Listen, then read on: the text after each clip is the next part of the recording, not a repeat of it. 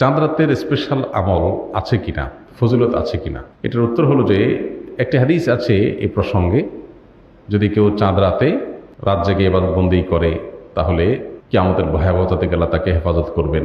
এই হাদিসের সনদ নিয়ে মুহাদ্দিসদের অনেকেরই আপত্তি আছে, অনেকে আপত্তি তুলেছেন এবং অনেক উলামা ইকরাম চাঁদ রাতের আলাদা ইবাদতের কোনো ফজিলতকে অস্বীকার করেছেন, চাঁদ রাতের কোনো আলাদা ফজিলতের কথা বলেননি।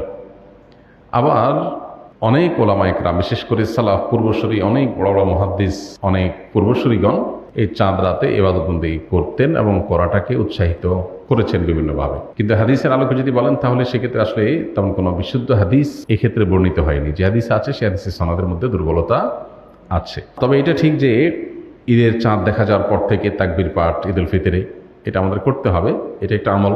আবার ফজর নামাজ আগে আগে উঠে মসজিদে আদায় করা এটা আরেকটা আমল। এই আমলগুলো আমাদের বিশেষভাবে যত্নশীল হইতে হবে। আর এছাড়া তাহাজ্জুদ, ভোর